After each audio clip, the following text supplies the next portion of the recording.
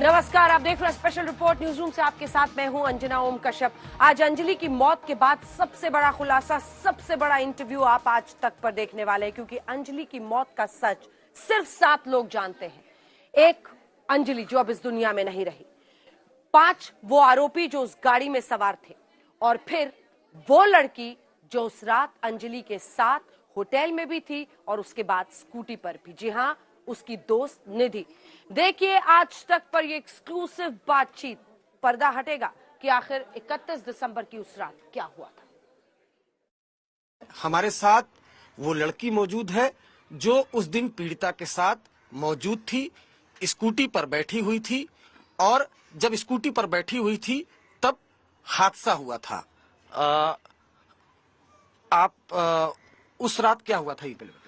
उस रात ये हुआ था कि जैसे कि गाड़ी सामने से आई और गाड़ी सामने से आई और हम स्कूटी पे थे, तो वो लड़की थोड़ी ड्रिंक कर रखी थी। सामने से आई गाड़ी, फिर गाड़ी ने एक दूसरे की टक्कर दे दी, तो वो गाड़ी के नीचे घुस गई। मैं अपनी स्कूटी के मतलब बगल में गिर गई, वो गाड़ी के नीचे घुस गई।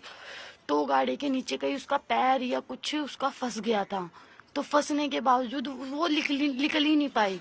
तो जो गाड़ी चला रहे थे उन्होंने आगे पीछे गाड़ी करी 2-3 बार। लड़की रो रही थी, उन्होंने सुना नहीं, वो चिल्लाते चिल्लाते लड़की को ले गए, आगे खींचकर लेके गए, आगे खींचकर फिर पीछे करा, फिर खींच के फिर खींचते खींचते उसे वहां तक ले गए लड़की को। और बस यही था, जहाँ का एक्सीडेंट हुआ था सीन यही था। और हम आ रहे थे आराम से पार्टी वार्टी करके, दोनों फ्रेंडे दोनों पार्टी वार्टी करके आ रहे थे, आराम से आ रहे थे हम, आराम से। वो मेरे को घर छोड़ती पहले, फिर खुद घर जाती। उस दौरान ये हादसा हुआ था। मैं बच गई, वो उस हादसे की शिकार हो गई। मेरे कहने का मतलब है कि आपके कहने का मतलब ये है कि जब पूरा एक्सीडेंट हुआ तो जो कार में सवार लोग थे उनको ये जानकारी हो गई थी? उनको जानकारी थी, और गाड़ी में ना कोई सॉन्ग बज रहे थे ना कुछ बज रहा था। गाड़ी बिल्कुल शांत थी और ना लाइट वाइट थी, कुछ नहीं था, सब कुछ शांत था गाड़ी का। और उन्हें पता भी था कि एक लड़की उनकी गाड़ी के नीचे, और उन्हें पता भी था लेडीज ही है। उन्हें ये नहीं पता था कि जेंट्स, उन्हें पता था लेडीज है उसके नीचे। उन्होंने जानबूझकर आगे लेके गए गाड़ी को, और उन्होंने जानबूझकर लेके जाके जानबूझ के ही वो घसीटते घसीटते लेके गए। उन्होंने एक बार भी उतर कर देखा नहीं कि हम उस लड़की को बचा ले। एक बात बताइए कि जब ये पूरा हादसा हुआ तो आप उसके बाद आपने क्या किया? मैं बहुत होपलेस हो गई थी, बहुत ज्यादा। मैं सीधा घर गई। घर पे मम्मी थी, नानी थी मेरी। उन्हें बताया मैंने, ऐसे ऐसे वो गाड़ी उसको खींच कर ले गई है। और खींच कर ले जाने के बाद उस दौरान उस लड़की को उन्होंने एक बार ना पीछे पलट के देखा ना कुछ। वो उसी रोड पे, जहाँ लड़की की लाश, उसी रोड पे घूम रहे थे वो, जो मैंने न्यूज में सुना, उसी रोड पे घूम रहे थे। मेरा दिमाग काम नहीं करा, मेरे को जो सही लगा कि मैं अपने घर चली जाऊं, तो मैं अपने घर चली गई उस दौरान। पैदल अपने घर गई? हाँ, पैदल अपने घर गई थी। कहाँ आपका घर था? मेरा घर वहीं से थोड़ी सी दूरी था, सीवन की तरफ। अच्छा, फिर जब न्यूज में जैसा कि आपने बताया, देखा आपने कि इतना दर्दनाक हादसा हुआ है, 12 से 13 किलोमीटर दूर घसीट कर लड़की को ले गया, तो आपने एक बार भी पुलिस को जानकारी देने की कोशिश? मैं उस टाइम बहुत होपलेस हो गई थी, मुझे कुछ ठीक नहीं लगा। मुझे ये ठीक लगा कि मेरे को अपने घर पे जाना चाहिए, बस मुझे यही ठीक लगा। मैं अपने घर पे, मैं सोची वो आगे जाके उतर के एक बार लड़की को छुड़वा देंगे, पर उन्होंने ऐसा कुछ नहीं किया। उन्होंने सिर्फ उस लड़की को जानबूझकर आगे लेके गए, उन्होंने जानबूझकर वो हादसा करा। तो आपकी तो दोस्त थी ना, वो आपकी उस पार्टी मना के आ रहे थे। अगर चलिए मान लीजिए आप होपलेस हो गई, तो उसके बाद 1 दिन बाद 2 दिन बाद आप पुलिस को जानकारी देती? वो मैं बिल्कुल अपनी शुद्धि में नहीं थी, मैं अपने होश में ही नहीं थी कि मैं जाकर पुलिस को बताऊं। मैं सोची कहीं वो बात मेरे पे ना आ जाए।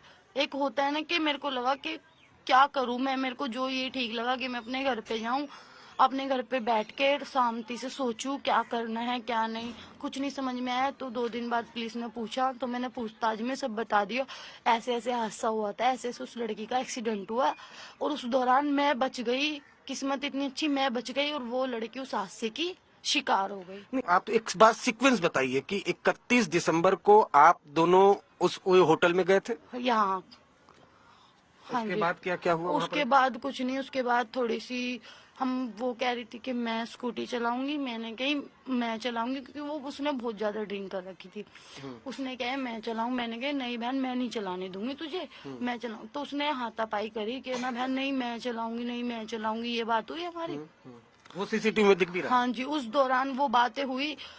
वो वो उसने बहुत ज्यादा ड्रिंक कर रखी थी, बहुत ज्यादा ड्रिंक कर रखी थी कि वो ना मतलब होश में नहीं थी अपने। और मैं पीछे बैठकर भी मैंने गाड़ी को संभाला कि कहीं कोई हादसा ना हो जाए।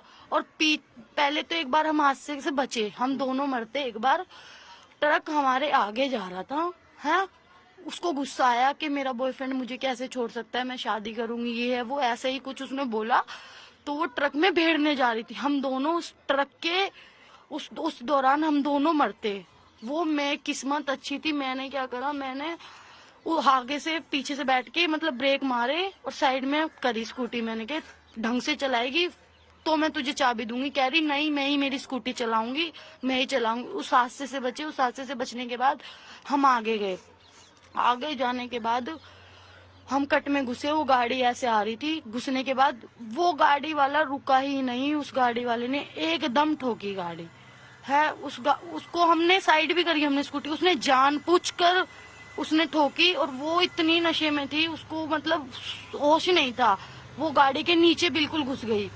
वो रो भी रही है, फिर भी उसको गाड़ी वालों ने बिल्कुल भी नहीं सपोर्ट करा कि हम उतर के बाकायदा उस लड़की को निकाले उस गाड़ी में से। उसका कुछ फंस गया था, क्या फंस गया था ये मुझे भी नहीं पता, बस मैंने ये हादसा देखा, मैं बहुत होपलेस हो गई। और वो गाड़ी लेके भाग गए जो लड़के थे, उस लड़की को ही लेकर भाग गए ऐसे के ऐसे। आगे पीछे 2-3 बार करा, फिर ऐसे के ऐसे लेके भाग गए।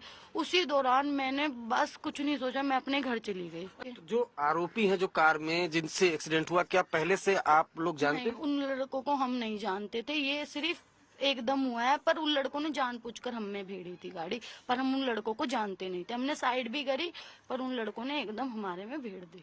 अच्छा, आगे से या बैक से? नहीं, आगे वो भी ऐसे आ रहे थे, हम भी सीधा आ रहे थे, मतलब सीधे आमने सामने की टक्कर? आमने सामने की टक्कर हुई है।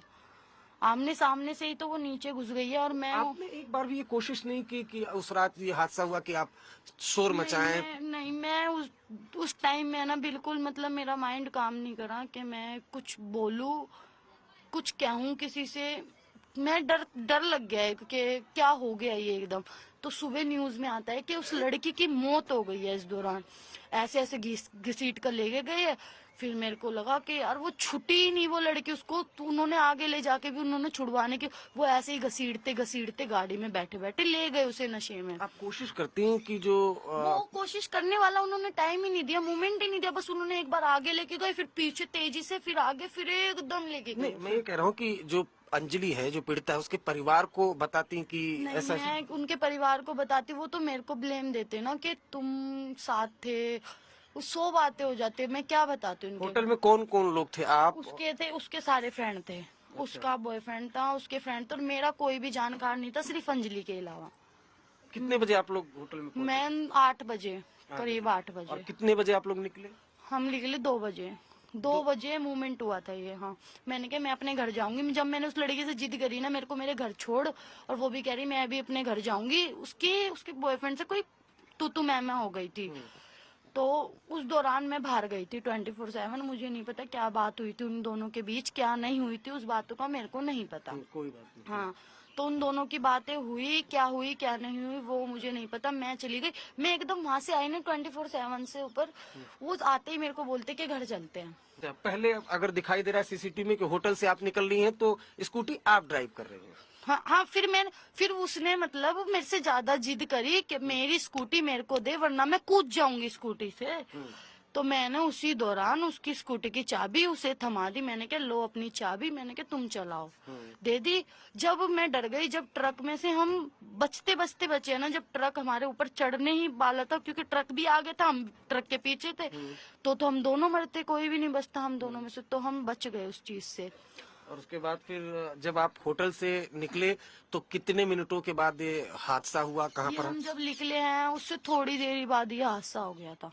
जब ही हम निकले हैं उस रोड से, हम निकलने के बाद हम सीधे गए हैं, और जाओ दुकान, वो शॉप है ना वो स्वीट की, वहीं पे हम बस मोड़ी है, मोड़ते वो आगे से गाड़ी आई है जब ये एक्सीडेंट हो। आपने अंजलि की दोस्त निधि को सुना।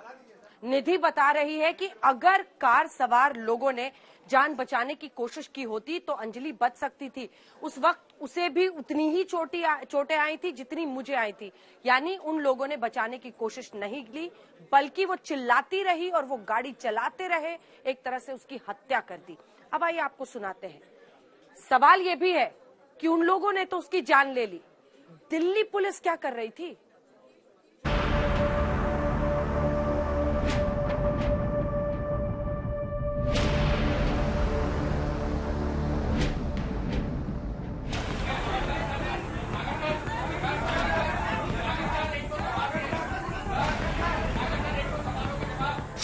सवाल पूछोगे तो भाग जाएंगे।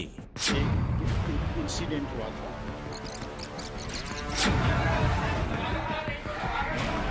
हम हैं पीठ दिखाने वाली पुलिस। दिल्ली पुलिस का गोलमाल काम। दिल्ली पुलिस अपने महकमे के नाकारेपन, अपने महकमे की कारगुजारी पर पर्दा डालने के लिए एक के बाद एक नए वीडियो टेप जारी करवा रही है। पर्दे के पीछे से अंजलि के चरित्र पर उंगली उठाने वाले बयान दिलवा रही है, लेकिन खुद को बहादुर और जांबाज बताने वाली दिल्ली पुलिस के होंठ मानो सिले हुए हैं, या फिर यूं कहें कि किसी ने दिल्ली पुलिस की जुबान पर ताला लगवा दिया है। सोचिए, 12 किलोमीटर तक अंजलि को दिल्ली की सड़कों पर घसीटा गया। दिल्ली की चाक चौबंद सुरक्षा के दावों के बीच ऐसा कैसे हुआ? दिल्ली पुलिस की जुबान अब तक सिली हुई है।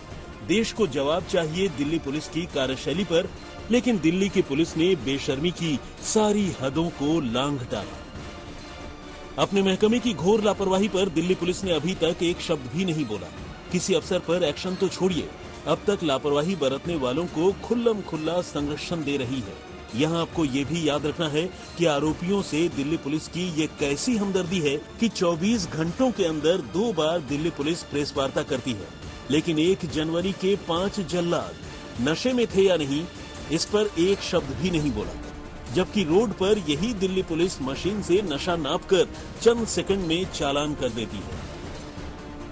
हैरत तो इस बात की होती है कि दिल्ली पुलिस ने अपना जमीर बेच दिया है, घोर लापरवाही के बाद भी अपनी वाहवाही से नहीं चूकी।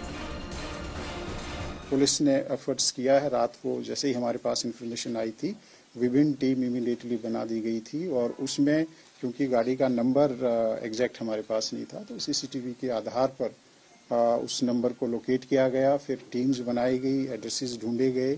स्कूटी का जो एड्रेस था, उस जो डिसीज्ड है, उस को भी हमने एड्रेस को छानबीन की, और उसी के आधार पर जो स्विफ्ट एक्शन था, सभी के सभी जो अक्यूज्ड हैं वो पकड़े गए हैं, वो हमारी कस्टडी में हैं, और उस पर फर्दर इन्वेस्टिगेशन जारी है। आज दिल्ली पुलिस का पूरा महकमा मानो अपनी गलती पर पर्दा डालने में जुटा हुआ है। मतलब ये कि पहले चोरी और फिर सीना जोरी।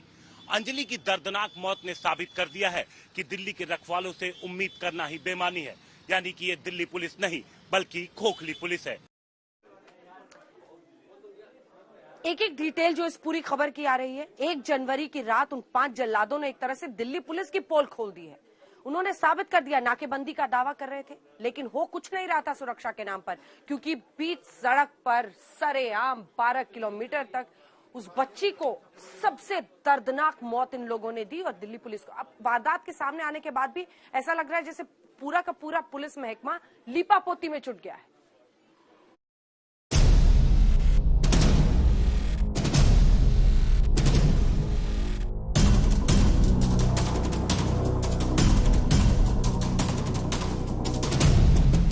देश और दुनिया को झकझोर देने वाले कांड पर दिल्ली की पुलिस ने 24 घंटों के अंदर 2 बार प्रेस वार्ता की। स्पेशल सीपी सागरप्रीत हुड्डा सामने आए। पहली बार करीब 6 मिनट बोले, लेकिन मुद्दे के सवालों पर चुप्पी साधे रहे। दूसरी बार सामने आए, करीब 93 सेकंड बोले, और सवालों से सामना हुआ तो स्पेशल सीपी सागरप्रीत हुड्डा सवालों को पीठ दिखाकर भाग गए। सवाल जस का तस है कि आखिर 12 किलोमीटर तक पुलिस ने कार सवार 5 जल्लादों को वक्त रहते क्यों नहीं पकड़ा?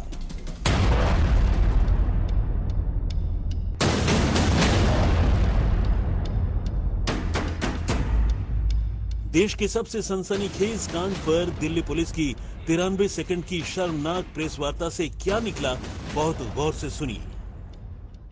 सुल्तानपुरी की घटना में एक नया तथ्य हमारे सामने आया है, जिसके अनुसार एक जो इंसिडेंट हुआ था उस टाइम पर डिसीज्ड के साथ एक और लड़की थी और उसके मुताबिक ये जो घटना घटी है उस टाइम पर वो थी और उसको कोई इंजरी नहीं हुई थी और वो उठकर वहाँ से चली गई थी।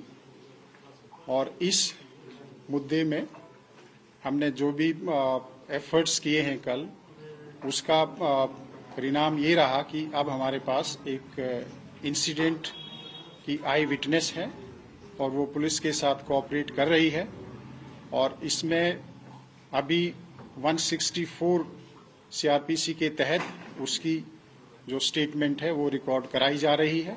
यह दिल्ली पुलिस के लिए इस केस के इन्वेस्टिगेशन में एक सिग्निफिकेंट डेवलपमेंट है और जो एक्यूज्ड हैं उनको एक तरह से सजा दिलाने में हमारे लिए महत्वपूर्ण साबित होगा। असल सवालों से दिल्ली पुलिस भाग रही है। अगर बीते दिन दिल्ली पुलिस ने जो कहा था, यानी दोनों प्रेस वार्ताओं को जोड़ दे, करीब 8 मिनट दिल्ली पुलिस बोली, लेकिन प्रेस वार्ता से कुछ नहीं निकला, यानी नतीजा 0। सवाल पूछा गया, पूछताछ में आरोपियों ने क्या क्या कबूला। दिल्ली पुलिस जवाब देने की बजाय चुप्पी साधे रही। अभी इन्वेस्टिगेशन जारी है। सवाल पूछा गया, आरोपियों पर हल्की धाराएं क्यों? जवाब में फिर वही डरावनी चुप्पी। जो इन्वेस्टिगेशन है वो एक डायनेमिक प्रक्रिया है। उसमें जैसे जैसे हमारे पास एविडेंस आता जाएगा, कोई इलेक्ट्रॉनिक एविडेंस होगा या कोई आई विटनेस होगा, तो उसके आधार पर इन्वेस्टिगेशन आगे बढ़ेगा और जल्दी से जल्दी हम इसमें इन्वेस्टिगेशन कंप्लीट करेंगे। सवाल पूछा गया, 5 आरोपी कहां से आए थे, कहां गए? यहां भी स्पेशल सीपी की जुबान सिली रही। पूरी टाइमलाइन बनाई जाएगी और इसके बाद ही हम एक डेफिनेट कोई व्यू ले पाएंगे कि ये कहाँ से आए थे और कहाँ जा रहे थे, बिकॉज अभी इनकी जो स्टोरी है उसको हमें वेरीफाई करना बाकी है। सवाल पूछा गया कि क्या आरोपी नशे में थे? यहाँ भी ऐसा जवाब दिया जो चुप्पी जैसा ही है। अभी मैंने आपको बताया कि जो बाकी इन्वेस्टिगेशन है उसके बारे में आपको बताएंगे। क्या कर रहे हैं, उनको पकड़ा गया, अंदर भी मिले या बाहर भी मिले? अभी मैं आपको यही जानकारी शेयर कर सकता हूं कि मेडिकल बोर्ड कॉन्स्टिट्यूट हो चुका है, पुलिस की कस्टडी में है वो, फर्दर इन्वेस्टिगेशन जारी है, सारे पहलुओं पर इन्वेस्टिगेशन होगा। यहाँ आपको ये समझना है कि दिल्ली पुलिस पर उठ रही उंगलियों की वजह क्या है। लापरवाही बरतने वाले अफसरों पर अब तक कार्रवाई क्यों नहीं? 12 किलोमीटर तक कैसे आरोपी अंजलि को कार से घसीटते रहे? पीसीआर कॉल मिलने के बाद भी दिल्ली पुलिस की नींद क्यों नहीं टूटी? आरोपियों से दिल्ली पुलिस की हमदर्दी के पीछे की अंधेर गर्दी क्या है? शुरुआत में दिल्ली पुलिस ने इस मामले में 304A यानी लापरवाही से हुई मौत का मामला दर्ज किया था, लेकिन जब शोर हुआ और लोगों ने अंजलि की बॉडी देखी तो इसके बाद पुलिस ने इस मामले में 304 जोड़ा और उसके बाद पुलिस की थ्योरी आई 36 घंटों बाद कि अंजलि अकेली नहीं बल्कि उसके साथ उसकी एक और दोस्त थी। जाहिर है पुलिस अब इस पूरे मामले को किसी तरीके से निपटाने की कोशिश में जुटी हुई। अंजलि मामले में दिल्ली पुलिस सवालों के घेरे में है। सवाल यही कि आखिर जिम्मेदारों के खिलाफ एक्शन कब होगा?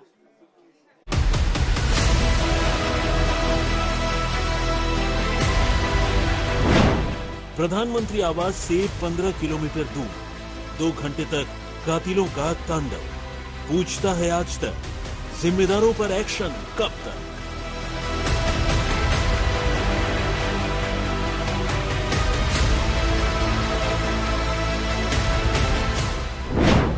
राष्ट्रपति आवास से 15 किलोमीटर दूर कार से घिसटती रही अंजलि। पूछता है आज तक, जिम्मेदारों पर एक्शन कब तक?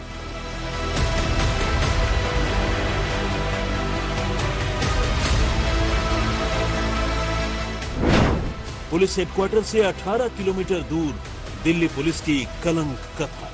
पूछता है आज तक, जिम्मेदारों पर एक्शन कब तक?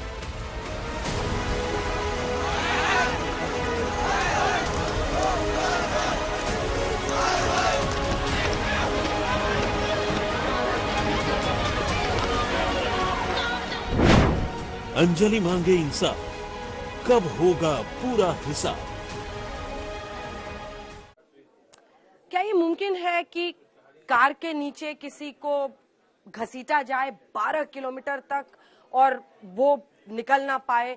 क्या ये मुमकिन है कि इस तरह से जो एक्सीडेंट का दावा है दिल्ली पुलिस का, उस तरह से ये एक्सीडेंट हुआ, उसकी वजह से मौत हुई है? हमने कार एक्सपर्ट्स से बात की है, हमने पूरा डेमो करके देखा है। देखिए उनकी जुबानी क्या हो सकता है।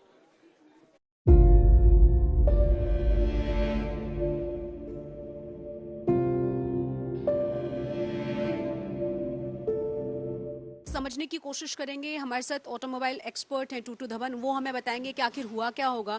टूटू धवन जी, ये सिर्फ मेरे मन में सवाल नहीं है, अब आप देखिए बलिनो जैसी कार, यहाँ पे कोई इतनी बुरी तरह कैसे फंस सकता है कि निकल ही ना पाए और जान चली जाए?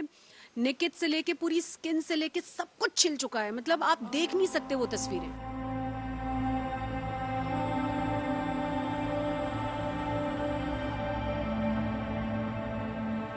इस गाड़ी के आगे आप इस जगह पे उन्होंने मारा है कहीं जी।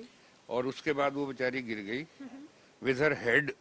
स्कूटी था तो स्कूटी को पीछे से मारेंगे तो when she is facing that side तो ऑब्वियसली वो पीछे ऐसे गिरेगी, तो उसके सिर के बल वो पीछे नीचे गिरी है और उसके ऊपर से इन्होंने गाड़ी चला दी। इसके अंदर नीचे कोई ऐसा हुक नहीं है, कोई चीज नहीं जिसके साथ वो बॉडी को ग्रैब कर ले या कपड़े को ग्रैब कर ले, नथिंग लाइक दैट। बट जब वो गाड़ी उन्होंने चलाई है तो उसकी टांग जहाँ नी है वो ऐसे बेंड करके और सस्पेंशन की आर्म में फंस गई। वो हम समझने की कोशिश मैं आपको दिखाऊंगा जब इसको उठा के मैं आपको एक्सप्लेन करता हूँ। प्लीज प्लीज हमें जरूर दिखाइए इसको, अगर हम उठा सकते हैं तो प्लीज इसको उठाइए जिससे कि हम समझ पाए कि आखिर हुआ क्या होगा।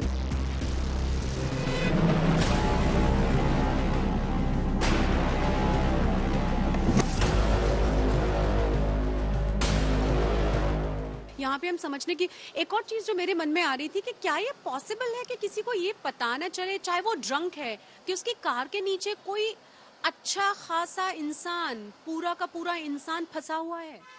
नहीं, ये हो ही नहीं सकता।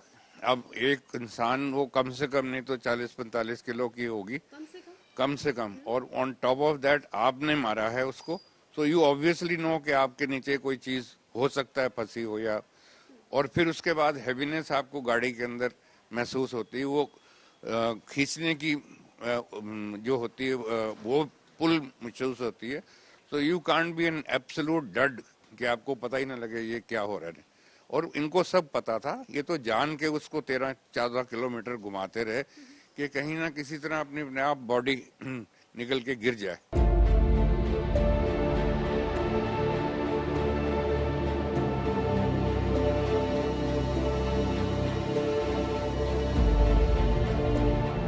समझने की कोशिश करते हैं कि आखिर हुआ क्या होगा, कहाँ ये फंसी होगी। जैसे जी, उनका सिर अंदर गया और इधर आगे यहाँ तक सिर आ गया और इस आर्म इसके अंदर उनका आप कह रहे हैं कि यहाँ पाँव उसका फंस पैर गया। फंसा। अब आप देखिए जरा हम समझाने की कोशिश करते हैं। अशोक जी हमारे कैमरामैन हमारे साथ हैं, ये बताएंगे कि यहाँ उसका पैर फंसा और जब उसका पैर फंसा तो ये उसके पैर ऐसे ऊपर चला गया, ये एक्सल चल रहा है ये वाला, जी, और ये एक्सल के ऊपर लिपट गया और ये गाड़ी चलती रही। उसके कपड़े यहाँ से उसके साथ लिपटते रहे, इधर से खींचने के साथ सड़क से उसकी बॉडी के कपड़े सारे खिंच गए। तो there was nothing left according to them, reports जो हमने सुनी है कि उसके there was nothing on the body. मतलब बॉडी पे स्किन भी नहीं है। आप देखिए जैसे स्किन तो कहाँ जाएगी जो, और उसकी स्किन मांस, ये सारी जगह जहाँ देख रहे हो यहाँ पर खून ही खून होगा। आप देखोगे गाड़ी में अभी भी खून होगा उसमें।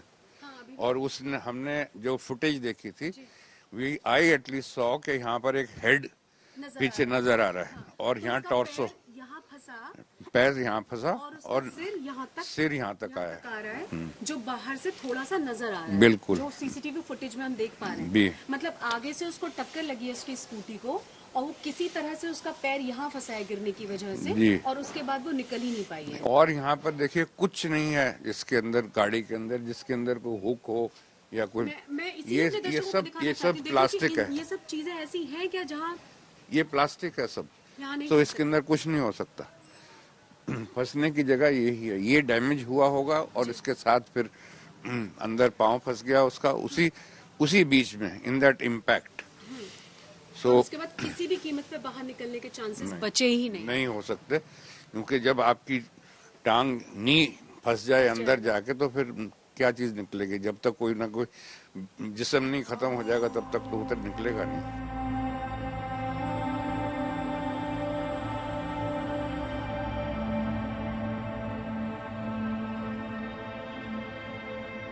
अगर वो तुरंत रुक गए होते तो हो सकता है वो बेचारी इस वक्त जिंदा होती। बिल्कुल। और क्या तुरंत उन्हें नहीं पता चला होगा कि ऐसा कोई इंसिडेंट? सब पता है, ये सब ड्राइवर को पता होता है, उसके स्टीयरिंग के ऊपर लोड भी आ जाता है। तो चाहे आजकल पावर स्टीयरिंग है सब गाड़ियों में, but in spite of that आप उसके ऊपर 30, 40, 50 किलो का लोड एकदम आ गया, you can obviously feel immediately कि कुछ फर्क है।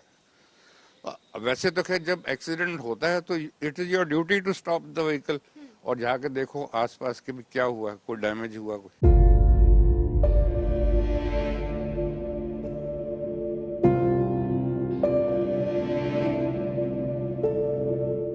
शुक्रिया टूटू धवन जी हमसे बात करने के लिए, क्योंकि हम समझाने की यही कोशिश कर रहे थे और बहुत सारे लोगों के मन में लगातार यही सवाल आ रहा था कि कार में ऐसा कौन सी ऐसी जगह हो सकती है जहां पे वो लड़की इतनी बुरी तरह फंसी हो कि 13-14 किलोमीटर तक यू टर्न्स लेने के बावजूद भी न निकल पाई हो। तो ये जो जगह है और जो ये वजह रही है वो बताई गई है आपको कि आखिर क्यों वो लड़की लगातार इसी तरह से फंसी रह गई।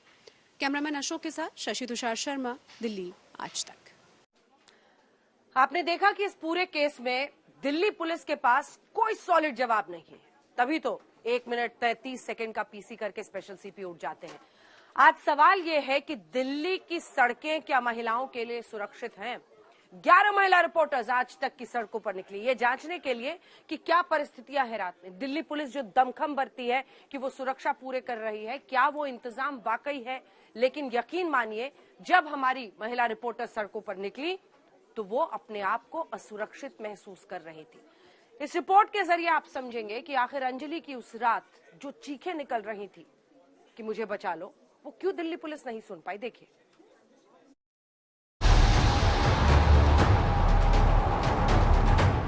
31 दिसंबर और 1 जनवरी की रात दिल्ली में सुल्तानपुरी से कंझावाला तक रात के 2 बजे सुबह 4 बजे के बीच अंजलि के साथ दरिंदगी। दिल्ली की 20 साल की बेटी अंजलि को 5 जल्लाद कार के पहियों तले 12 किलोमीटर तक रौंदते हैं और सड़क पर घसीट कर मार डालते हैं। अंजलि के शव को देखकर रोंगटे खड़े हो जाते हैं। आज देश गुस्से में है, दिल्ली का खून खौल रहा है। सवाल यही है कि 31 दिसंबर की रात दिल्ली पुलिस आखिर कर क्या रही थी? दिल्ली पुलिस की पीसीआर वैन कहां थी? पुलिस क्या खाकर सो रही थी कि उसे 20 साल की अंजलि की चीखें सुनाई नहीं दी? 3 जनवरी की रात दिल्ली की सड़कों पर आज तक की 11 महिला रिपोर्ट। 72 घंटे बाद दिल्ली पुलिस का टेस्ट। बहुत देर से यहाँ पर मेरी मौजूदगी है, कोई गाड़ी या कोई पुलिस वाला इस हिस्से में हमें नजर नहीं आया है। इस पूरे स्ट्रेच में एक पुलिस वैन भी नहीं है। यहाँ पर सीसीटीवी कैमरे इंस्टॉल नहीं है। 2 लोग हैं, दोनों ही सो रहे हैं। कई गाड़ियाँ आती हैं, रुकती हैं, लिफ्ट के लिए पूछती भी हैं। नहीं, वो बुक है ऑलरेडी, ऑफिस की तरफ से बुक हुई है। अकेले खड़े हो और तब आपको पता लगता है जब नजरें आपकी तरफ घूमती हैं। मैं रोली एरिया के पास खड़ी हूँ, कोई पुलिस बंदोबस्त या पेट्रोल वैन नहीं है। दूर दूर तक हमें ना तो कोई पुलिस कर्मी नजर आ रहा है, ना ही कोई पीसीआर की वैन नजर आ रही है। हमें कोई पुलिस या कोई नजर रखने वाला नहीं नजर आया है। यहाँ पे हमें कोई पुलिस की टीम करीबन 15 मिनट तक नहीं दिखी। आज तक की 11 महिला रिपोर्टर ये जानने के लिए आधी रात को दिल्ली की सड़कों पर निकलती है कि दिल्ली पुलिस को 12 किलोमीटर तक रगड़ती अंजलि की चीखें सुनाई क्यों नहीं दी। यकीन मानिए, आप सच जानकर न सिर्फ हैरान रह जाएंगे बल्कि हिल जाएंगे। रात के 1 बजे दिल्ली का डिफेंस कॉलोनी इलाका। आज तक की महिला रिपोर्टर अर्पिता आर्या को अकेला देख सबसे पहले एक बाइक सवार रुकता है। क्या? कुछ नहीं, इंतजार कर रही हूँ कैब का। कैब का इंतजार कर रही हूँ, कैब का इंतजार कर रही हूँ।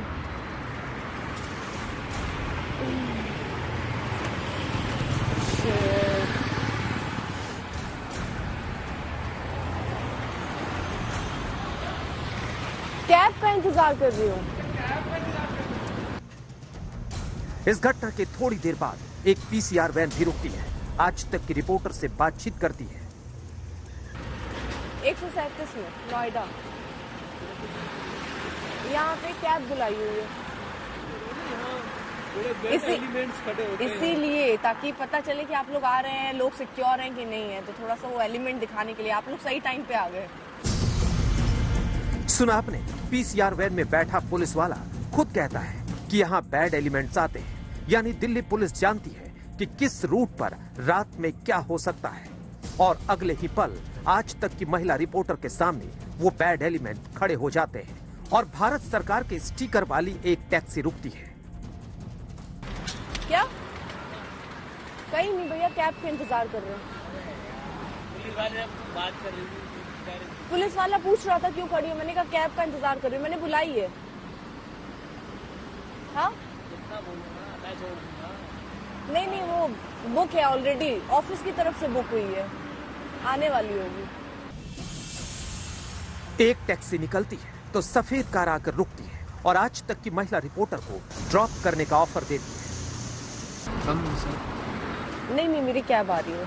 It's okay if you I will drop you somewhere. नहीं कैब आ जाएगी मेरी, ऑफिस की तरफ से आने वाली, मैं उसी का वेट कर रही थी बस। If you want comfortable I can. No I am sorry, I am okay. अभी कार वाला लड़की को अकेला देखकर वहां से चला नहीं कि बाइक वाला आ जाता है। किथे यार हो?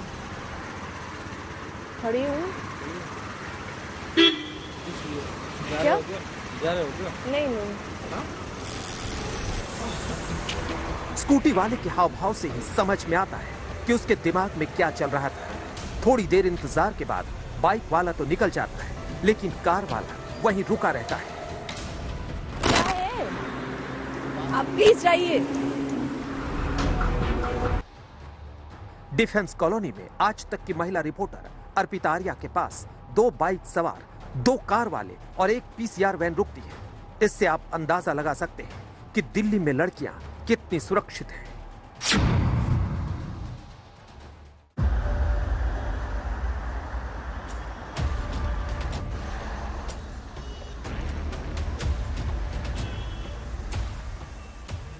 आज तक की दूसरी महिला रिपोर्टर दिल्ली के मुनीर का बस स्टॉप पर रियलिटी चेक करती है।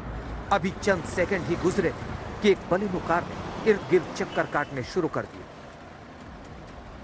और हाथ से कार में बुलाने का इशारा करता है। आज तक की महिला रिपोर्टर इसे नजरअंदाज करती है। जो गाड़ी आपने देखी काले रंग की, इसमें एक व्यक्ति बैठा हुआ था। 3 बार ये हमारे सामने से चक्कर मारकर गया और अब आकर इसने पूछा कि आपको कहाँ जाना है। अब भी ये गाड़ी मेरे ठीक आगे रुकी हुई है।